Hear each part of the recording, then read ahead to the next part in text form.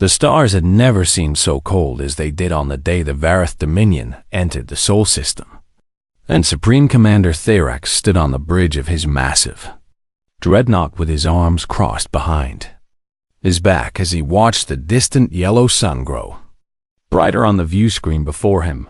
His ship was called the Eternal Supremacy, and it was the largest vessel in the entire Vareth fleet, stretching nearly 3 kilometers from bow to stern and carrying enough firepower to reduce a small moon to rubble in minutes.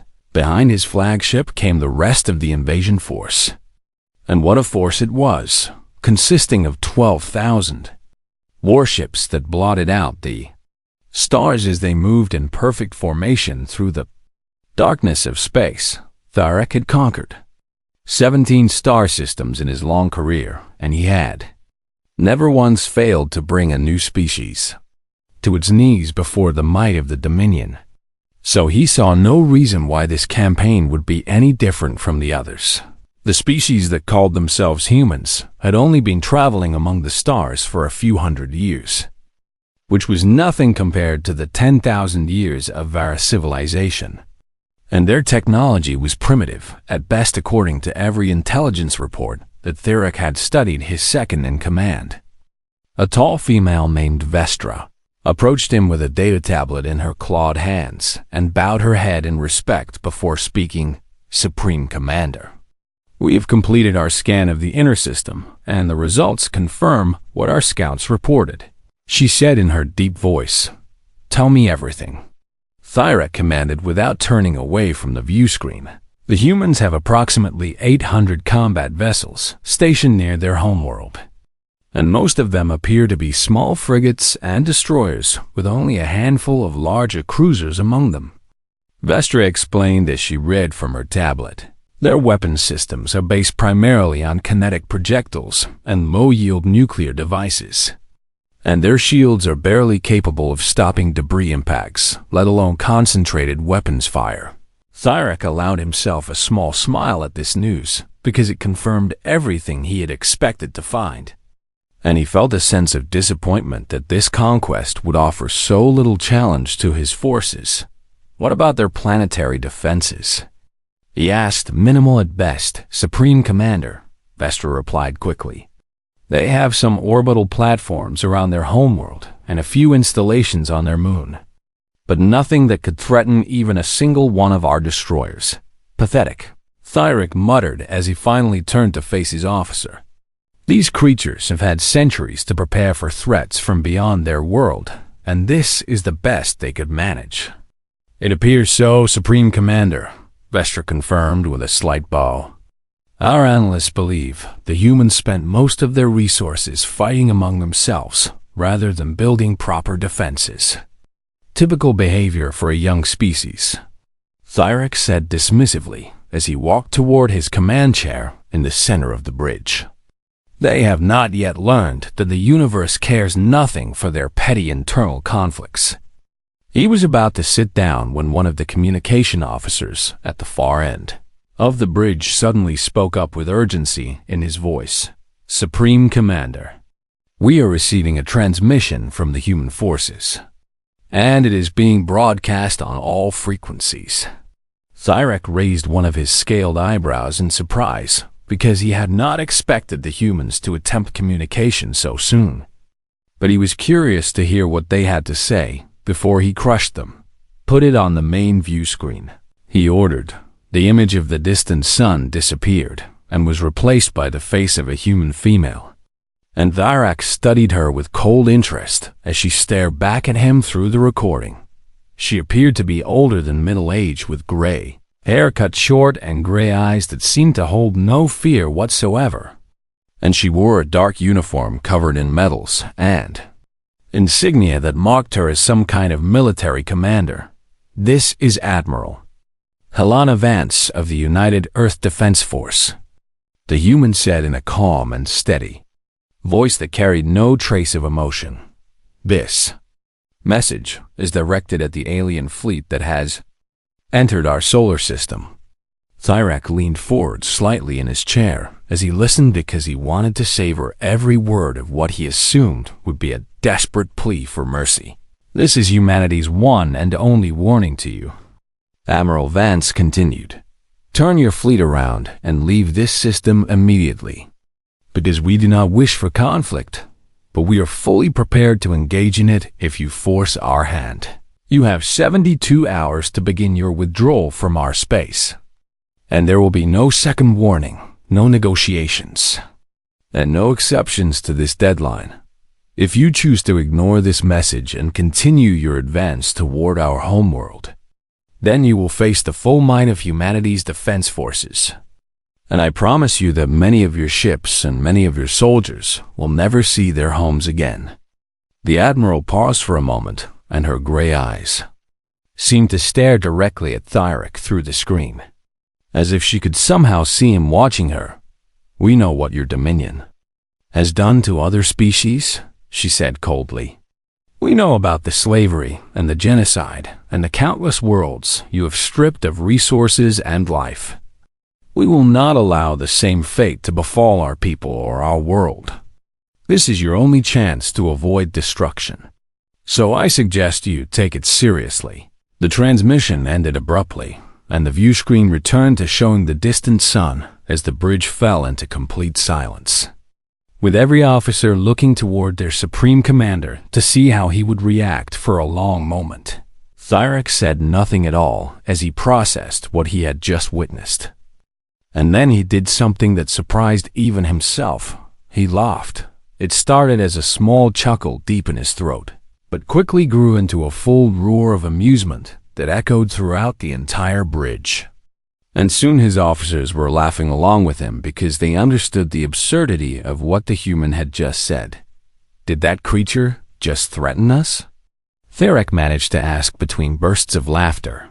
Did she actually believe that her pathetic little fleet could stand against 12,000 Vareth warships? It appears so, Supreme Commander, Vestra replied with a grin on her scaled face. The humans are either incredibly brave or incredibly stupid. I suspect the latter, Thyrek said as he wiped tears of amusement from his eyes.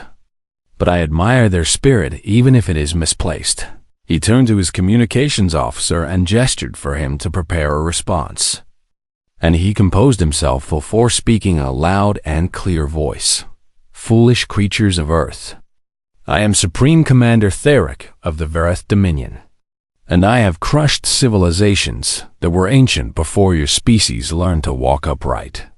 Your warning means nothing to us because we do not fear your primitive weapons or your tiny fleet. In 72 hours we will be in orbit around your world, and you will kneel before us as so many others have done before you. Prepare to submit to the Dominion or prepare to die, because those are the only choices we offer to species like yours. He cut the transmission with a wave of his hand and then turned to face his bridge crew with confidence radiating from every part of his body. Continue our advance at standard speed, he ordered. Let them watch us coming and let them feel the terror of knowing that their doom approaches with every passing hour. And someone get me more information about this Admiral Vance, he added as an afterthought. I want to know everything about the human who dared to threaten the Vareth Dominion. As his officers hurried to carry out his commands, Thyrek settled back in his chair and watched the stars drift slowly past on the view screen. He had no way of knowing that, somewhere in the darkness ahead of him, Admiral Helena Vance was watching his response with a small smile on her weathered face. She had given them their warning just as protocol demanded. And now she could proceed with a clear conscience. The trap was set, and the enemy was walking straight into it. And humanity was ready to show the universe exactly what they were capable of when someone threatened their home. The countdown to war had begun. The 72 hours passed slowly aboard the Eternal Supremacy as the massive Vareth fleet continued its steady advance toward the inner solar system. And Supreme Commander Thyrek spent most of that time reviewing intelligence reports about the humans, while his officers prepared for what they expected to be a quick and easy victory. When the deadline finally expired, Thyrek was standing on his bridge with his senior commanders gathered around the central holographic display. and he watched with satisfaction as the human homeworld grew larger on their screens. The humans have not responded to any of our subsequent communications, Vestra reported from her station. Their fleet remains in position near the third planet, and they show no signs of retreating. Then they have chosen death over submission, Tyrek said without any emotion in his voice. A foolish choice, but not an unexpected one from such a young and arrogant species. He turned to his tactical officer and gave the order he had been waiting 3 days to give: send the vanguard forward. He commanded. 2,000 ships should be more than enough to sweep aside their defenders and establish orbital superiority. The tactical officer bowed and relayed the order. And soon 2,000 Vareth warships broke away from the main fleet and accelerated toward the human positions at combat speed. Tyrek watched them go with pride swelling in his chest, because this was the moment he lived for. The moment when his enemies finally understood that they had no hope of survival against the might of the Dominion. But something strange happened as his vanguard approached the orbit of the fourth planet's supreme commander. The human ships are not moving to intercept our forces, one of his sensor officers reported with confusion in his voice. Tyrek frowned at this news because standard defensive doctrine required a defending fleet to engage an attacker as far from their homeworld as possible. But the humans were simply holding their position and watching. Perhaps they are too afraid to face us, he suggested. Or perhaps they hope to use their planet as a shield. There is something else. Supreme Commander, the sensor officer continued with growing uncertainty. The human ships have scattered into a loose formation that makes no tactical sense. They are not grouped for mutual defense or coordinated fire, and some of them appear to be completely isolated from the rest of their fleet. Tyrek studied the holographic display and saw that his officer was correct, because the human formation looked more like random debris than an organized military force. They must be attempting some kind of deception, Vestra offered. Perhaps they are hiding additional ships behind their visible forces. It does not matter, Tyrek said dismissively. 2,000 of our warships can handle whatever tricks they have prepared. He watched as his vanguard continued its approach and passed the orbit of the fourth planet. And he noticed that the human ships still had not fired a single shot or moved from their positions. Then his sensor officer shouted a warning that made his blood run cold. Supreme Commander, I am detecting massive energy signatures throughout the inner system. They are everywhere, hidden in asteroid fields and debris clouds, and even buried beneath the surface of moons. What kind of energy signatures? Tyrek demanded as he leaned forward in his chair. Weapons. Supreme Commander, the officer replied with fear creeping into his voice. Thousands and thousands of weapons before Tyrek could respond. The first explosions tore through his vanguard like fire through dry grass. The humans had not been hiding ships behind their fleet because they had hidden something far worse throughout the entire inner solar system. And now those hidden weapons were activating all at once. Nuclear warheads detonated against Vareth hulls and sent ships spinning away in flames, while kinetic kill vehicles moving at tremendous speeds punched through armor and reactors and crew compartments. With brutal efficiency, Tyrek watched in horror as dozens of his ships died in the first seconds of the attack. And then dozens more died in the seconds after that. And the death toll kept climbing as more and more hidden weapons revealed themselves. How is this possible? He roared at his officers. Where did all of these weapons come from? They must have been deploying them for decades. Supreme Commander, Vestra answered as she stared at her own displays with shock on her face. They turned their entire solar system into a minefield, and we walked right into it. The Vanguard commander was screaming for orders over the communication channel as his ships tried desperately to evade the onslaught. But there was nowhere to run because the weapons were everywhere. Missiles launched from asteroids that had seemed like ordinary rocks just moments before. and railgun slugs fired from platforms hidden in the rings of the sixth planet. An automated drone swarmed out of debris fields that had accumulated over centuries. In 11 minutes, the Vareth Vanguard lost 800 ships, and they had not managed to destroy a single human vessel in return. Pull them back, Thyrek finally ordered when he realized that his forces were being slaughtered. Pull them back immediately. But even as his surviving ships began to retreat, the human fleet finally moved from its position near Earth. They did not charge forward in a reckless attack like Thyrek had expected, but instead they spread out even further and began herding the retreating Vareth ships into specific corridors of space. They are driving us toward concentrated kill zones, Vestra realized with growing horror. They planned all of this from the very beginning. Thyrek felt something he had not experienced in many decades of warfare. And that something was fear. The humans had not been unprepared for invasion at all. And in fact, they had been more prepared than any species the Dominion had ever encountered. Every intelligence report had been wrong. Every assumption had been mistaken, and every plan had been based on false information. How did we miss this? Thyrek demanded of no one in particular. How did our scouts fail to detect these weapons? The humans must have designed them to be invisible to our sensors, an officer suggested weakly.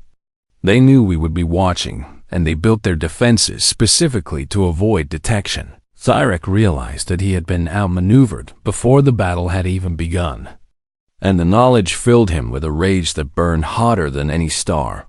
Order the full fleet to advance, he commanded in a voice that shook with anger. All 12,000 ships at maximum combat speed. Supreme Commander. That may not be wise given what we have just witnessed, Vestra dared to suggest. I do not care about wisdom, Thyrek shouted as he slammed his fist against his command chair. I care about victory. These humans have shown themselves to be clever, but clever is not the same as strong. And we still outnumbered their visible fleet by more than 10 to 1. We will absorb their traps and their tricks, and then we will crush them with overwhelming force.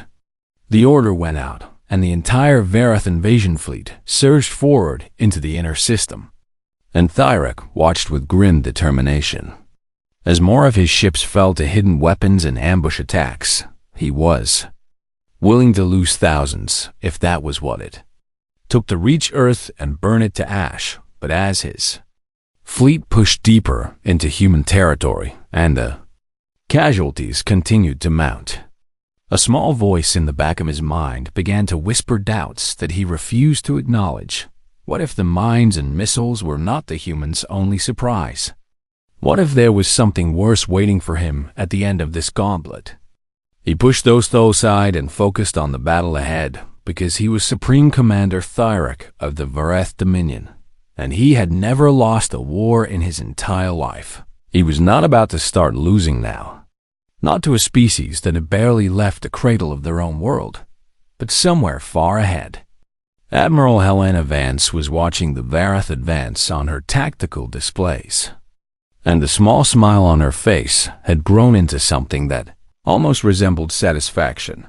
The enemy had taken the bait and pushed through the outer defenses, just as she had predicted.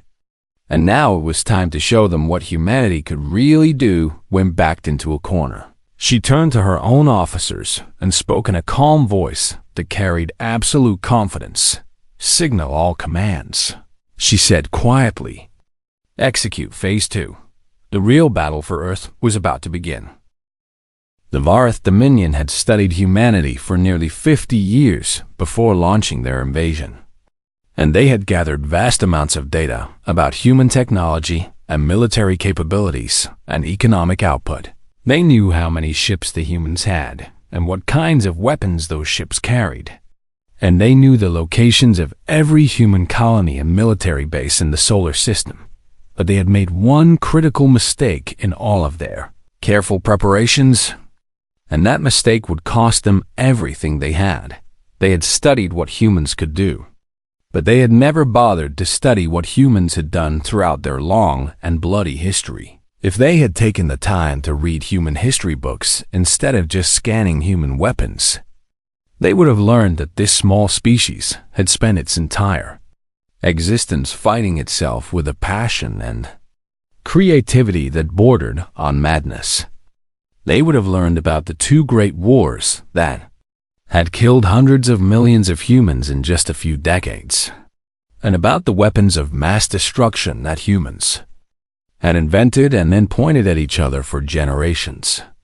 They would have learned that human beings had turned warfare into an art form and that they had perfected the science of killing long before they ever reached for the stars, and they would have learned the most important lesson of all, which was that humans fought hardest when they had nothing left to lose. As the Vareth fleet pushed deeper into the inner solar system, they began to encounter the human defense fleet in direct combat for the first time. Supreme Commander Theric expected the engagement to be quick and brutal in his favor because his ships were larger and his weapons were more powerful, and his shields were supposedly impenetrable. But the humans did not fight the way the Vareth expected them to fight. A Vareth destroyer moved to intercept a damaged human frigate that was limping away from the main battle, and the captain of that destroyer assumed that the small human ship was trying to escape. Instead, the frigate turned directly toward the destroyer and accelerated to maximum speed. And before the Vareth captain could understand what was happening, the human ship slammed into his vessel with enough force to destroy them both. The human crew had chosen to die rather than retreat, and they had taken an enemy ship with them when they went. This was not an isolated incident because across the entire battlefield, damaged human vessels were performing the same suicidal attacks over and over again. Ships with disabled weapons would ram enemy cruisers, and ships with crippled engines would detonate their reactors when Vareth vessels came close enough to try and board them. Theric watched these attacks with growing disbelief because no species he had ever conquered had fought with such complete disregard for their own survival. What is wrong with these creatures? He demanded of his officers as another of his cruisers disappeared in a ball of nuclear fire. They are not fighting to win, Vestra observed with something that might have been respect in her voice. They are fighting to hurt us as much as possible before they die. That is madness. Theric shouted. Perhaps, Vestra replied quietly, but it is effective madness. The battle continued to rage across millions of kilometers of space, and the Vareth fleet found itself being worn down by an enemy that simply refused to stop. Fighting human pilots who had to eject from destroyed fighters would float in space and fire personal weapons at passing Vareth ships, even though they knew that small arms fire could never penetrate starship hulls. Human marines on damaged stations would fight to the last soldier rather than surrender.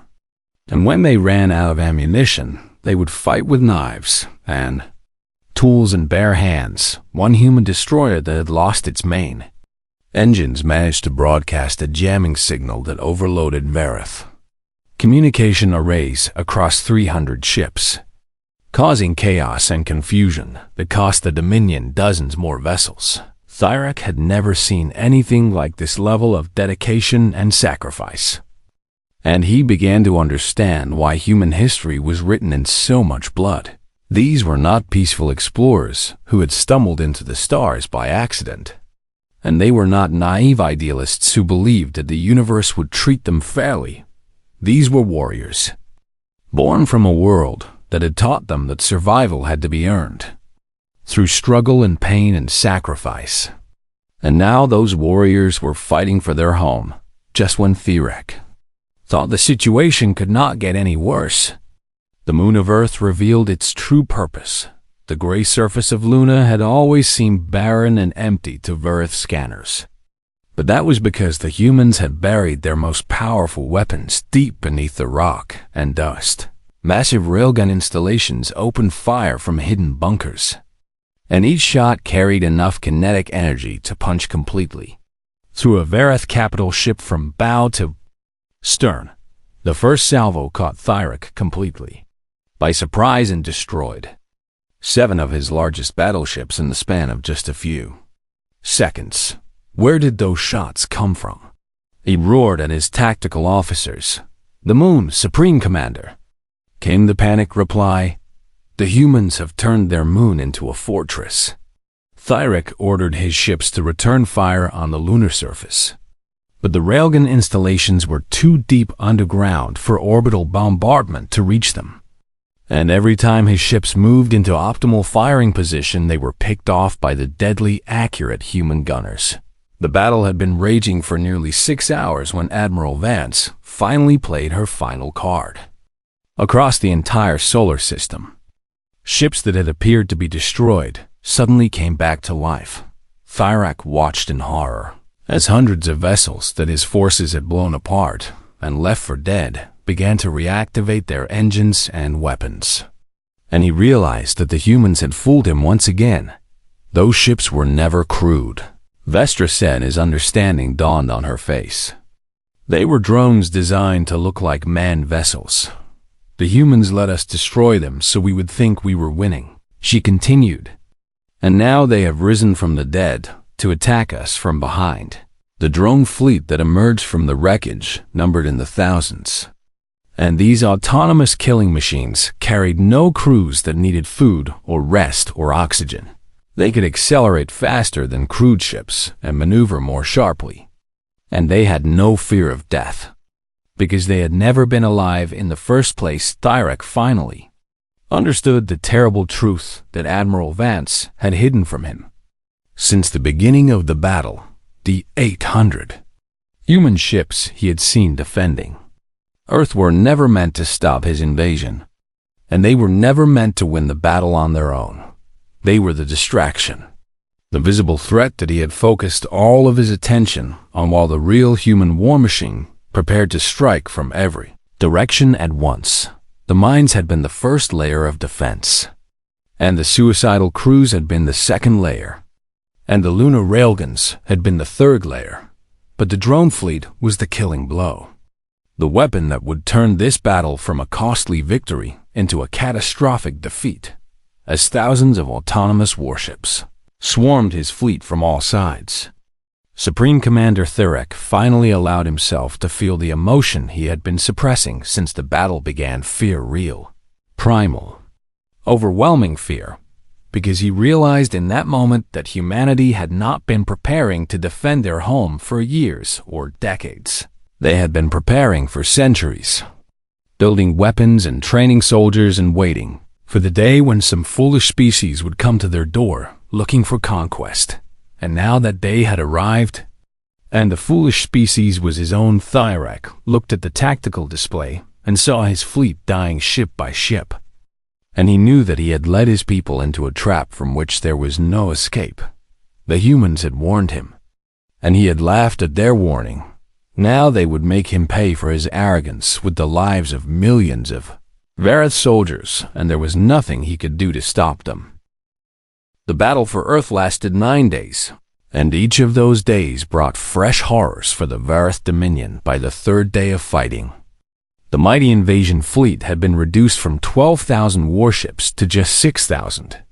And Supreme Commander Thyrak watched helplessly as his tactical displays showed more and more of his ships winking out of existence. The human drone fleet had proven to be far more deadly than anything his forces had ever faced, because these automated killers never stopped attacking and never needed to rest. They would swarm a Vareth battleship from all directions at once, overwhelming its point defense weapons with sheer numbers before dozens of them crashed into the hull and detonated their warheads. Human pilots in crewed ships fought alongside their mechanical allies with the same suicidal determination they had shown from the very beginning. And Thyrak's officers began to whisper among themselves that the humans were not a species at all. They were a curse sent by the universe to punish the Dominion for its centuries of conquest and cruelty. By day 5, the fleet had shrunk to just 3,000 ships, and Thyrak called an emergency council of his surviving commanders to discuss their options. "We must retreat," one of his admirals urged with desperation in his voice. "If we stay here, we will all die, and no one will survive to warn the Dominion about what we have found." "Retreat to where?" another commander demanded. "The humans have repositioned their weapons platforms to cover every exit from this system. And our scouts report that the outer regions are now even more heavily mined than they were when we arrived. They have been moving their defenses while we were distracted by the battle," Vestra explained quietly. "Every hour we spend fighting here gives them more time to close the trap around us." Thyrak listened to his commanders argue and felt something he had never experienced before in his long career of conquest. Despair. He had led 4 million soldiers into this system, expecting an easy victory. And now more than half of them were dead, and the survivors were trapped in a killing ground with no escape. "What would you have me do?" he finally asked his officers. "Our only choices appear to be dying here or dying while trying to flee. There is one other option." "Supreme Commander," Vestra said carefully, "we could surrender." The word hung in the air like poison, and several of the other commanders hissed with anger at hearing it spoken aloud. "The Vareth Dominion has never surrendered to anyone," one of them snarled. "We would rather die than bring such shame upon our people." "We will die regardless," Vestra replied calmly. "The only question is whether we die with a chance of some of us surviving, or whether we die for nothing but pride." Thyrak considered her words for a long moment before finally making his decision. "Contact the human commander," he ordered. "Tell them we wish to discuss terms of surrender." The message was sent, and the Vareth fleet ceased firing while they waited for a response. But what came back was not the answer Thyrak had been hoping for. Admiral Helena Vance appeared on his view screen once again, and her gray eyes were even colder than they had been in her first message. "Supreme Commander Thyrak," she said in a voice that carried no emotion whatsoever. "We received your request to discuss surrender terms." "Yes," Thyrak replied with what little dignity he had left. "We are prepared to withdraw from your system and sign a treaty of non-aggression with your species. I am afraid that is no longer possible." Admiral Vance answered. Thyrak felt his heart sink in his chest as she continued speaking. "We gave you a warning and you ignored it," she said. "We offered you peace and you chose war. Now you will serve as an example to every other species in this galaxy that might think about threatening humanity. There will be no negotiation, no treaty, and no mercy. Your fleet will be destroyed and your soldiers will die here in the cold space between worlds. And when we are finished with you, we will send a message to your Dominion that will make them think very carefully before they ever look in our direction again." The transmission ended and the human forces resumed their attack with renewed fury. And Thyrak understood that he had been a fool to think surrender was ever an option. The humans were not interested in peace or treaties or diplomatic solutions, because they had decided from the very beginning that the Vareth Dominion needed to be taught a lesson that would echo throughout the entire galaxy, and that lesson would be written in Vareth blood. The following days were a nightmare of constant battle and mounting casualties as the human forces methodically hunted down every surviving Vareth ship. On day 7, human marines began boarding disabled Vareth vessels. But they did not come to take prisoners or accept surrenders. They came to download. Every computer system was stripped of data. Every navigation chart was copied. And every piece of intelligence about the Dominion was harvested for human use. Star charts showing the locations of Vareth worlds, communication codes for military networks, fleet deployment schedules, and the names of every high-ranking officer in the Dominion hierarchy. The humans were not just winning this battle. They were preparing for whatever came next. By day 8, only a few hundred Vareth ships remained, and the Eternal Supremacy was drifting dead in space. With its engines destroyed and its weapons silent. Therex stood on his ruined bridge surrounded by the bodies of officers who had served him faithfully for decades. And he waited for the end to come. He did not have to wait long. The airlock at the rear of the bridge blew open and human marines poured into the room with their weapons raised. And Thyrak made no move to resist as they secured the area. Their leader was a young female soldier who looked barely old enough to be fighting in a war. And she walked toward him with her rifle pointed directly at his chest. "Supreme Commander Thyrak of the Varth Dominion," she said in a voice that trembled slightly. "By order of the United Earth Defense Force, you are hereby sentenced to death for crimes against humanity and the species of the galaxy." Thyrak looked into her eyes and saw something that surprised him, because he had expected to see hatred or anger or the cold satisfaction of victory. Instead, he saw grief. "You lost someone in this battle," he said quietly. "Someone important to you?" "My brother," the young Marine replied. "He was on the destroyer Achilles when your vanguard destroyed it on the first day. He was 22 years old, and he wanted to be a teacher when the war was over." Thyrak nodded slowly because he understood now why the humans had fought so hard and why they had refused to accept surrender. This war was personal for them in a way it had never been personal for the Vareth. "I am sorry for your loss," he said.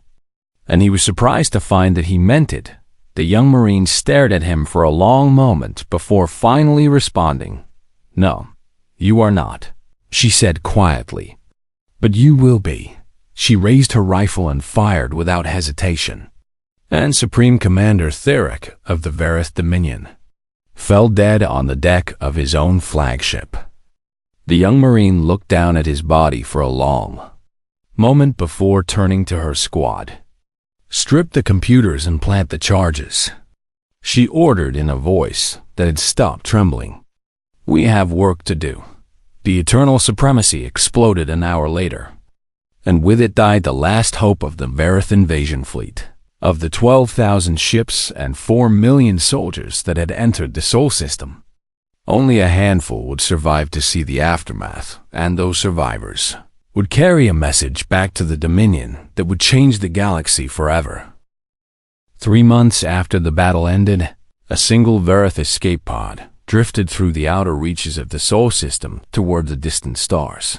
Inside the pod was a young communications officer named Cyril, who had spent the last 90 days as a prisoner of the humans. And he still could not believe that he was being allowed to leave alive. He had been aboard a supply ship near the rear of the invasion fleet when the battle began, and he had watched in horror as the human forces systematically destroyed everything the Dominion had sent against them when his own ship was disabled and boarded. Cyril had expected to be executed like so many others, but instead the human Marines had separated him from the combat personnel and taken him to a holding facility on Earth's moon. For weeks, he had waited in a small cell with no idea what the humans planned to do with him. And he had spent his nights listening to the distant sounds of human machinery, building something new in the aftermath of the war. Then one day, a human officer came to his cell and told him that he was being released. "Why?" Cyril had asked in disbelief. "Why would you let me go when you killed everyone else?" "Because someone needs to deliver a message," the officer had replied. "And we have chosen you." They had given him a small escape pod equipped with enough supplies to reach Vareth space, and they had attached a data storage device to the pod's communication array. "Do not try to access the data," the officer had warned him. "It is encrypted, and any attempt to decrypt it will cause it to self-destruct. Your job is simply to deliver it to your leaders and let them decide what to do with the information inside." Cyril had agreed because he had no other choice. And now he was flying through the darkness of space toward a home he was not sure would welcome him. He knew that he would be the bearer of the worst news in the history of the Vareth Dominion, and he knew that his people would want someone to blame for the catastrophic defeat they had suffered. But he also knew that the message he carried was more important than his own survival, because the humans had made it very clear that they were not finished with the galaxy, As his pod left the Sol system behind, Cyril allowed himself to look back one last time at the distant yellow sun that had become a graveyard for so many of his people. He could see the lights of human shipyards orbiting their homeworld, and those lights burned brighter than any star in the sky. The humans were building something out there in the darkness, and Cyril suspected that whatever it was would change the balance of power in the galaxy forever. His pod continued on its long journey, and Cyril eventually fell into an uneasy sleep filled with nightmares of fire and death and the cold eyes of human soldiers. 2 months later, he finally arrived at the Vareth homeworld and was immediately taken into custody by Dominion security forces. They interrogated him for days about everything he had seen and experienced, and he told them every detail he could remember about the human defenses and tactics and weapons. But the real shock came when the data storage device was finally analyzed by Dominion intelligence specialists. The encrypted files contained complete recordings of the entire battle from multiple human perspectives, showing in graphic detail how the mighty Vareth invasion fleet had been systematically dismantled by a species that everyone had dismissed as primitive and weak. There were also detailed records of atrocities committed by the Dominion against conquered species, evidence that had been gathered from Vareth computer systems during the battle. And finally, there was a new message from Admiral Helena Vance, recorded specifically for the leaders of the Vareth Dominion. The Grand Council assembled an emergency session to watch the recording, and Cyril was brought before them as a witness to confirm its authenticity. Admiral Vance appeared on the massive view screen at the center of the council chamber, and her gray eyes seemed to stare directly at each council member in turn. To the Vareth Dominion, she began in a voice that carried the weight of absolute conviction. To the collective of 30 races, to every civilization watching from the darkness of space, this message is a warning and a promise. We did not start this war, but we ended it. And your fleet came to enslave our people and strip our world of everything we had built. Instead, we buried them in the void between worlds. And 4 million of your soldiers will never return home because of the arrogance of your commanders. We have released these recordings so that the entire galaxy can see what happens to those who threaten humanity. But we want to be very clear about something important. We do not seek empire, and we do not desire conquest, and we have no interest in ruling over other species or taking their resources for ourselves. We are not like you. We are builders and dreamers and explorers, and we want nothing more than to live in peace with our neighbors among the stars. But make no mistake about our nature. We are also warriors, born from a world that taught us to fight for everything we have. We remember every slight and every threat, and every species that has ever looked upon our world with hunger in their eyes. We are patient, and we are determined, and we do not forgive easily. So here is what we offer to the galaxy. Send your diplomats to Earth, and we will welcome them with open arms and honest words. Send your merchants and traders, and we will exchange goods and knowledge freely. Send your scholars and scientists, and we will share our discoveries with all who come in peace. But send your warships. She paused for a moment, and her eyes seemed to harden into something that made even the oldest council members feel a chill run down their spines. Send your warships, and we will teach your children to fear the dark. We are humanity. We are the species that turned our own world into a battlefield for thousands of years before we learned to work together. We are the species that split the atom and walked on our moon and dreamed of touching the stars before we had even learned to stop killing each other. And now, we are the species that destroyed the greatest invasion fleet in the history of the Vareth Dominion with weapons we built in our spare time. Think very carefully before you decide how you want to interact with us. This is our only message to the galaxy, and there will be no second warning. The recording ended and the council chamber fell into complete silence as the Vareth leaders tried to process what they had just witnessed. Cyril stood before him and waited for their verdict. knowing that his fate was now in the hands of creatures who had just learned that their entire way of life might be coming to an end after what felt like an eternity. The eldest council member finally spoke. "What do you recommend we do, Survivor?" Cyril thought about the question for a long moment before answering. "I think we should send diplomats," he said quietly, "and I think we should do it quickly, before the humans decide to send something else." The council debated for 3 more days before finally reaching a decision, and that decision would reshape the political landscape of the galaxy for generations to come. The Vareth Dominion would seek peace with humanity, but it was not peace born of friendship or mutual respect, because the Vareth were too proud for that. It was peace born of fear, and as the first Vareth diplomatic vessel made its way toward Earth several months later, the ambassadors aboard could see the lights of human shipyards still burning bright.